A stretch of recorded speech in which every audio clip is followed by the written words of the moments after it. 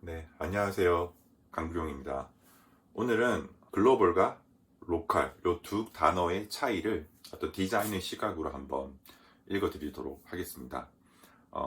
우리가 이 말을 굉장히 많이 씁니다. 디자이너들이 뭐 발표할 때, 이 디자인 로고는 글로벌하다. 또는 이 브랜딩은 굉장히 로컬을 살렸다. 뭐 이런 얘기들을 종종 많이 하죠. 그런데 우리가 이 두 단어를 그냥 해석하게 되면 글로벌은 어때요? 뭔가 보편적이고 로컬은 좀 세부적이다. 그렇죠? 그래서 큰 차이가 있는데 그래서 글로벌은 뭔가 좀 그래서 보편적이기 때문에 세계적이다 또는 거대하다, 매크로하다 이런 식의 단어로 표현이 될 것 같고 로컬은 좀 더 세부적이고 조금 더 글로벌과 다르게 지역적이고 또 어때요? 훨씬 더 마이크로하다라고 표현을 할 수가 있겠죠.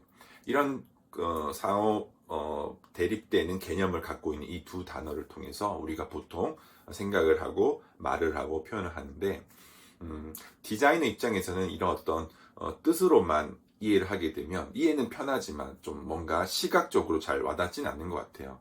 그래서 제가 예전에 일본의 그 디자이너 하라켄야라고요. 그 무인양품이죠. 무지의 아트 디렉터가 한국에 워크숍을 한 적이 있었는데요. 그때 저도 그때 전 학생이어서 저도 워크숍을 신청을 해서 했었는데 그때 너무너무 재밌게도 이 글로벌과 로컬의 차이를 경험을 할 수 있게 됐습니다. 뭐냐면 이 하라케냐가 워크숍 학생들한테 A4 용지에 세계 지도를 그리게 했습니다. 보통 그냥 세계 지도 하면 학교에 우리 학원에서 선생님들 막 간단하게 그리죠. 근데 저도 그래도 좀 잘 그릴 줄 알고 그려를 봤는데 생각보다 뭐 여기는 대략 미국, 여기는 뭐 아프리카, 여기는 뭐 아시아 뭐 이런 식으로 그리긴 그렸는데 문제는 그게 생각보다 좀 잘 그려지지가 않더라고요. 그래서 알고 보니까 좀 간념적으로 그렸던 거예요. 머릿속에 간념적으로 생각했던 것만 대략적으로 그렸는데 저뿐만 아니라 대부분 학생들이 그런 정도의 수준으로 그렸습니다. 근데 하라케냐가 한 10분 정도 시간을 다시 한번 주면서 이제 이번에는 세계 지도를 보고 나서 그리라고 했어요. 그래서 제가 한 10분 정도 세계 지도 실제 그 지도 이미지를 보고 다시 이제 책을 덮고 그려봤는데요. 그때는 훨씬 더 구체적으로 잘 그렸어요. 그래서 같은 사람인데 간념적으로 그린 거와 한번 세계 지도를 보고 나서 그렸을 때 이 두 개의 차이가 굉장히 달랐다는 거죠. 그림 실력의 문제가 아니었던 거죠. 그러니까 첫 번째 그냥 보지 않고 머릿속에 그동안 생각했던 추상적인 이미지로 그렸었던 이 간념적인 이 세계 지도는요. 이 아까 말했던 그 두 단어로 비유하자면 글로벌에 가깝겠죠. 뭔가 어떤 거대하고 보편적인 그런 개념은 알고는 있지만 구체적인 그 지도의 뭐 해안가나 그 각각 아주 세부적인 도시 국가들의 어떤 모양들 이런 것들은 다 파악하기 힘들었겠죠. 그런데 10분 뒤에 그걸 보고 나서 그렸던 이 두 번째 구체적인 스케치는 어디에 가까울까요? 로컬에 가깝죠. 그쵸? 왜냐? 로컬은 훨씬 더 세부적이고 마이크로한 거니까. 자, 그래서 이 두 가지 경험을 통해서 제가 느낀 거는 이 글로벌한 마인드도 굉장히 중요하고 이 로컬의 마인드도 굉장히 중요한데 디자인의 입장에서는 뭔가 너무 글로벌만 쫓다 보면은 이 디테일한 로컬을 굉장히 많이 잃게 된다는 거를 경험을 했습니다. 그래서 우리가 예를 들어 책을 한번 비유해 보면 우리가 책 디자인을 할 때 이 페이지를 만들 때 전체적으로 어떤 그 책의 어떤 글의 목차에 따라 책의 어떤 처음, 중간, 끝 이런 전체적인 어떤 기획을 잘 하시는 분은 있는데 그걸 한번 디자인을 시켜보니까 책의 그런 글자의 위치나 자간, 행간, 그 다음에 그 단어 사이 간격, 어간, 그 다음에 그런 전반적인 트래킹들, 이런 세부적인 글자 조정부터 이미지와 글자의 위치같이 이런 디테일한 위치들을 잘 만들지 못하는 디자이너를 봤어요. 이런 분들은 아무래도 그 세계 지도로 비유하자는 그 로컬의 그런 관점이 부족한 세계 지도를 그려왔던 거죠.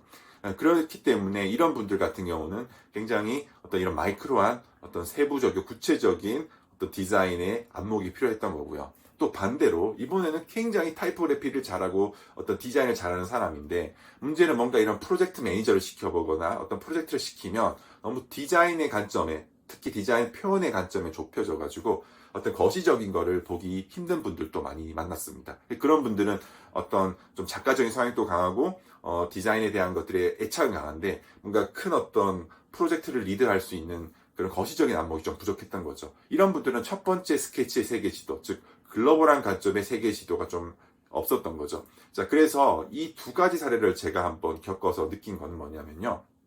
디자이너는 굉장히 어떤 글로벌한 것도 필요하고 로컬한 것도 필요하더라라는 얘기를 해주고 싶었던 겁니다.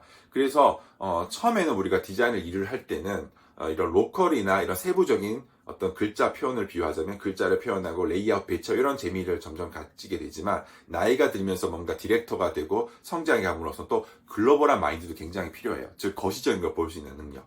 그래서 이 두 가지 지도 중에 뭐가 좋고 나쁘다는 게 아니라 디자이너로서는 뭔가 글로벌하게 볼 수 있는 큰 어떤 숲을 그릴 수 있는 안목도 필요하고 또 아주 작은 디테일도 만들 수 있는 로컬의 관점에 세부적인 관점의 로컬의 마인드도 필요한 거죠. 그래서 하라키냐 워크숍을 제가 듣고 나서 제 나름대로 느꼈던 생각은 뭐였냐면 이제 디자이너가 단지 어떤 디자이너로서 뭔가 어떤 생각이 좁혀져 있던 저 자신에서 뭔가 아트 디렉터 또 크리에이티브 디렉터라고 하죠.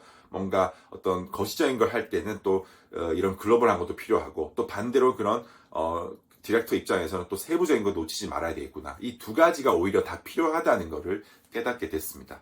자, 그래서 오늘 여러분들한테 디자이너의 입장에서 글로벌과 로컬의 차이를 한번 읽어드렸는데요. 이런 어떤 사전적 의미 외에 이렇게 경험을 통해서 여러분들이 한번 느끼면서 글로벌과 로컬의 차이를 시각적으로 이해하니까 어떠세요? 훨씬 더 좀 피부에 와닿죠, 그렇죠?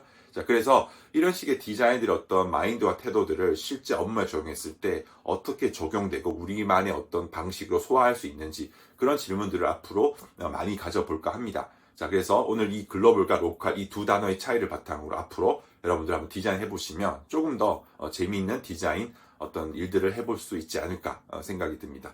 오늘 시청해 주셔서 감사합니다.